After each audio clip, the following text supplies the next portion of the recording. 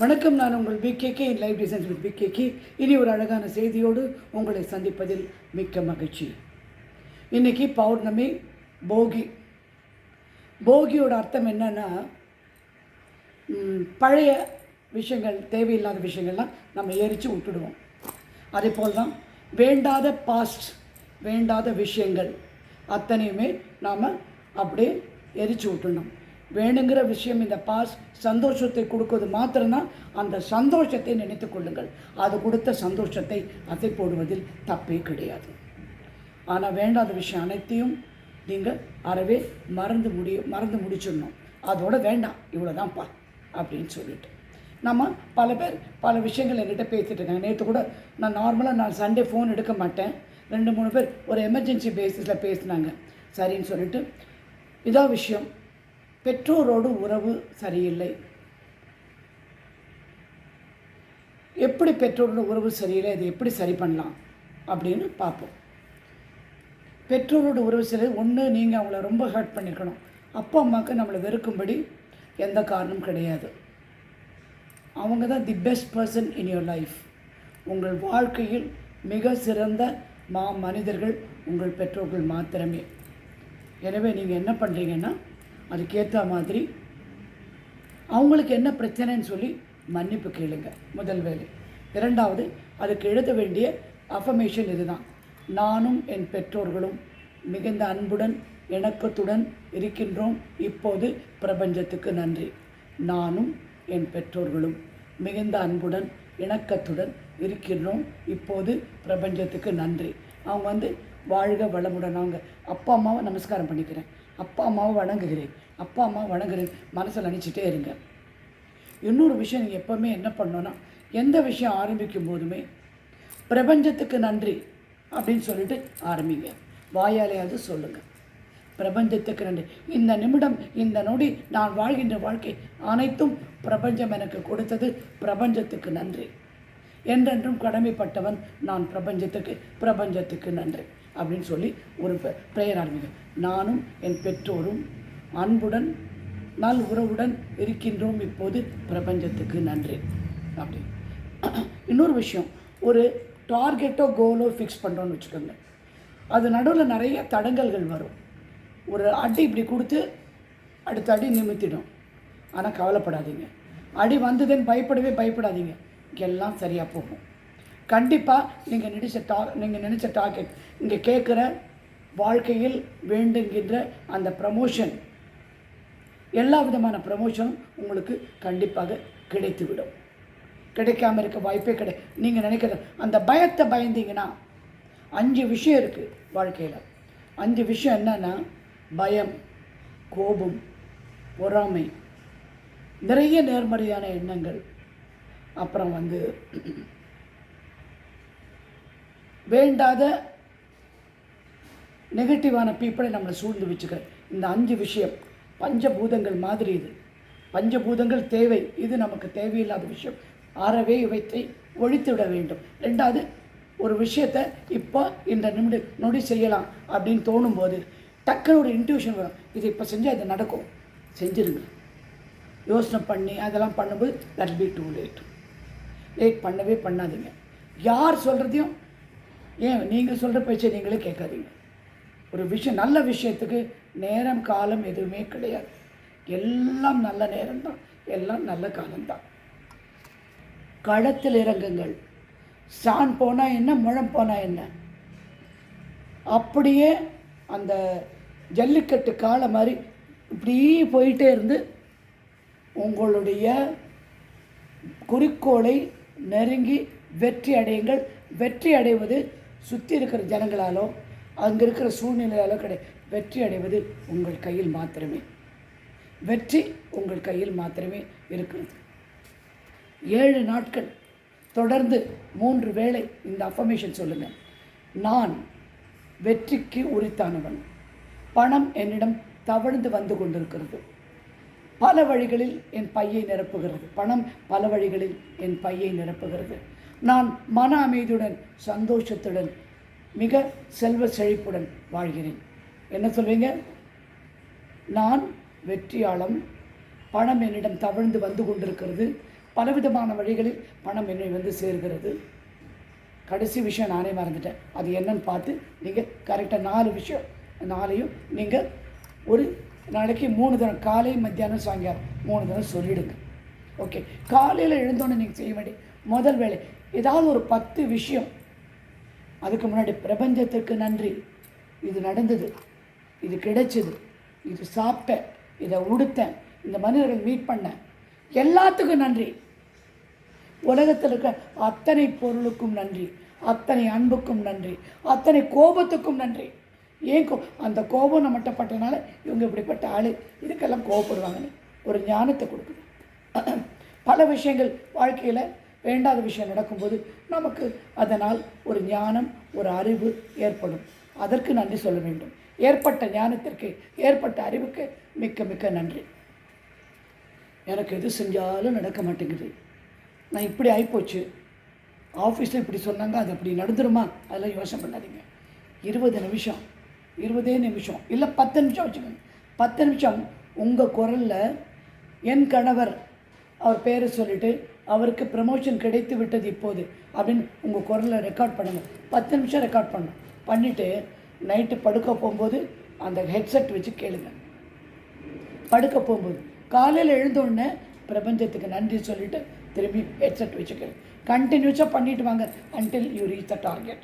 உங்களுடைய குரலுக்கு அதிக பலன் உண்டு. ஏன்னா நீங்கள் தானே அது, உங்களுடைய அனுபவம் தானே அது, உங்களுக்கு தேவையான விஷயம் தானே அது. அப்படி இருக்கும் பட்சத்தில் கண்டிப்பாக அது உங்களுக்கு நிறைவேறும். ஆல்பர்ட் ஐன்ஸ்டைன் தெரியுமா, ஒரு பெரிய விஞ்ஞானி. இந்த அணுகுண்டு போட்டதுக்கே அவர் தான் காரணம். E=mc² கண்டுபிடித்தவர். அவர் என்ன சொல்கிறார்னா, உலகத்தில் புதுசாக எதுவுமே நாம் உண்டாக்க வேண்டாம், ஆற்றல் அனைத்தும் அங்கேயே இருக்கிறது, ஆற்றலை அழிக்கவும் முடியாது, உண்டாக்கவும் முடியாது. அப்படின்னா என்ன அர்த்தம்? பிரபஞ்சத்திடம் உங்களுக்கு தேவையான அனைத்து விஷயங்களும் அங்கேயே இருக்கிறது. நீ கரெக்டான விகிதத்தில், கரெக்டான உணர்வுகளோடு அதை கேட்டால் உன்னிடம் அது வந்துவிடும். தேடி எங்கேயும் போக வேண்டியது. உனக்கு உரித்தான அத்தனை விஷயங்களும் பிரபஞ்சம் தன்னிடம் கொண்டு வைத்திருக்கிறது. அதை கொண்டு நீங்கள் உங்களுக்கு தேவையான விஷயத்தை உணர்வுடன் இதயத்திலிருந்து மூளைக்கு சென்று, மூளையிலிருந்து எலக்ட்ரோ மேக்னெட்டிக் வேவ் கொண்டு வந்து நீங்கள் அதை நிறைவேற்ற வேண்டும். புரிந்துதா? உங்களுக்கு தேவையான அத்தனை விஷயமும் உங்களுக்கு ஆசீர்வதிக்கப்பட வேண்டும் என்றால் நீங்கள் மனதில் வருத்தம் வைக்கக்கூடாது, கோபம் வைக்கக்கூடாது, நடக்குமா நடக்காதா என்ற சந்தேகம் இல்லாமல் அப்படி நேராக போயிட்டே இருக்கணும். நடந்துச்சு, முடிஞ்சுது, முடியும் போது சரி. நிறைய பேர் சொல்கிறாங்க எனக்கு வந்து மேனிஃபெஸ்ட் பண்ணும்போது ஃபோக்கஸ் இல்லாமல் இருக்குன்னு. ஒரே ஒரு விஷுவல் போர்டு பண்ணிக்கணும். இப்போ ஒரு பதவி உயர்வு வேண்டும் அப்படின்னு ஒருத்தர் சொல்கிறாங்கன்னு கேட்டுக்கோங்க. நீங்கள் உடனே பதவி உயர்வு வந்தால் நீங்கள் என்னெல்லாம் பண்ணணும் சொல்லுங்கள். பதவி உயர்வு வந்தால் நீங்கள் என்ன பண்ணுவீங்க, என்னெல்லாம் பண்ணுவீங்க? அதை மாத்திரம் கார் வாங்குவேன், வீடு வாங்குவேன், குழந்தை படிப்பு, குழந்தையோட ஸ்கூல் போட்டு ஃபீஸ் அப்படின்னு போட்டு அது ஒரு பிக்சர். ஹாலிடே போவேன் அப்படின்னு லைனாக எல்லா பிக்சர்ஸும் ஒட்டிக்கங்க. மேனிஃபெஸ்டேஷன் எழுதும்போது என் கணவருக்கு பதவி உயர்வு கிடைத்து விட்டது இப்போது, பிரபஞ்சத்துக்கு நன்றி அப்படின்னு ஒரு தடவை எழுதும்போது மேலே பாருங்கள். திரும்பி மேலே பார்த்துக்கிட்டே இந்த மேனிஃபெஸ்டேஷன் எழுது. அது மேனிஃபெஸ்டேஷன் பார்க்க ரெண்டாவது ரெக்கார்ட் பண்ண சொன்னேன்ல, அந்த ரெக்கார்டிங் காதில் போட்டு கேட்க ஆட்டோமேட்டிக்காக உங்கள் மூடு மாறிடும், உணர்வு மாறிடும், பாடியோட லாங்குவேஜே மாறி போயிடும். அதுதான் சுலபமான வழி. எனக்கு மேனிஃபெஸ்டேஷன் பண்ணுறது கஷ்டமாக இருக்குது, கவனம் இல்லைன்னா இந்த 10-15 நிமிஷம் தான் ஆகும். 55 தடவை எழுதும்போது நீங்கள் அதை பாருங்கள். அதே மாதிரி வேற்று மதத்தினர் இந்த இது எழுதும்போது, கிறிஸ்டியனோ முஸ்லீமோ, நீங்கள் இந்த மேனிஃபெஸ்டேஷன் எழுதும்போது, இது மேனிஃபெஸ்டேஷன் அஃபர்மேஷன் எழுதும்போது இதை சொல்லுங்கள். எனக்கு என் கணவருக்கு நல்ல வேலை கிடைத்து விட்டது, இல்லை எனக்கு பணம் தேவையான 10 லட்ச ரூபாய் கிடைத்து விட்டது இப்போது, பிரபஞ்சத்திற்கு நன்றி, யா இலாஹி இல்லல்லா அது சொல்லலாம். இல்லை அல்லாஹு அக்பர் அப்படின்னு சொல்லி ஒரு லைன் எழுதுங்க. ஏன்னா உங்கள் மதத்தை நீங்கள் விட்டு கொடுக்காதீங்க. அதே மாதிரி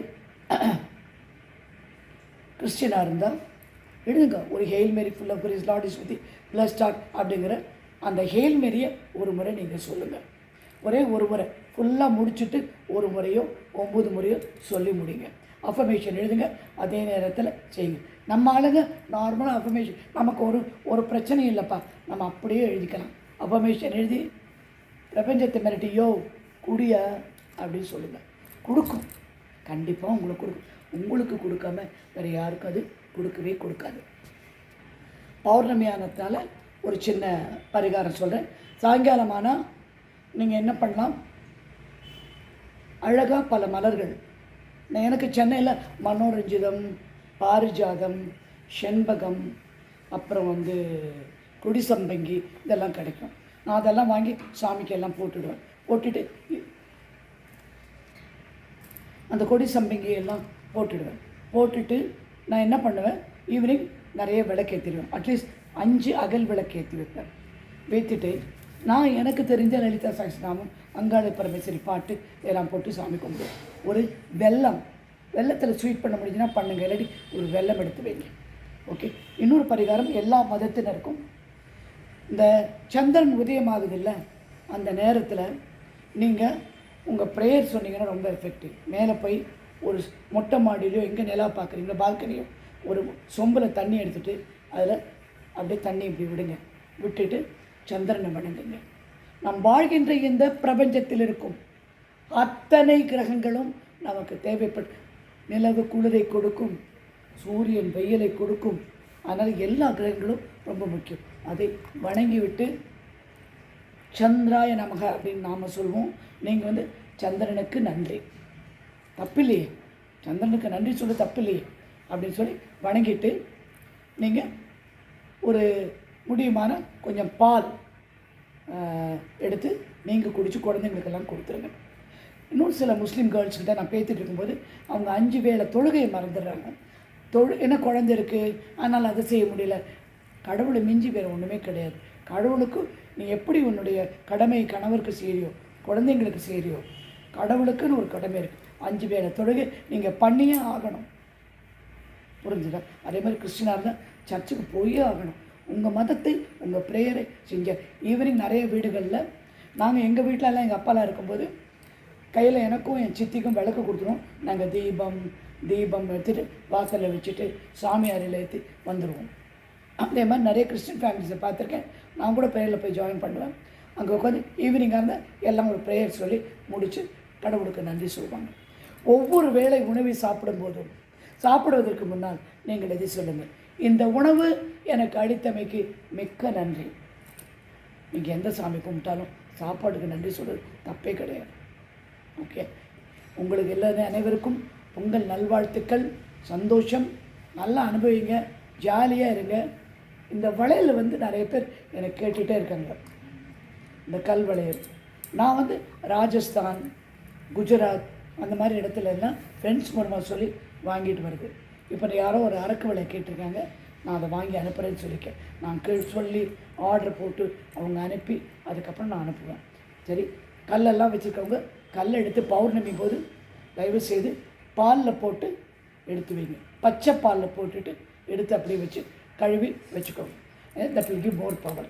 பச்சை பால் ஒரு 10 நிமிஷம் போடுங்க. ஒரு சின்ன கண்ணாடி கிண்ணத்தில் பச்சைப்பால் ஊற்றி, இல்லை பித்தளை பாத்திரம் பச்சைப்பால் ஊற்றி, ஐ ப்ரிஃபர் கண்ணாடி கிண்ணம். கண்ணாடி கிண்ணத்துக்கு பவர் ஜாஸ்தி. ஊற்றி அப்படியே எடுத்து இந்த கல்லை அலம்பி தொடச்சி வச்சுருங்க. இனி ஒரு அழகான செய்தியோடு உங்களை மீண்டும் சந்திக்கிறேன்.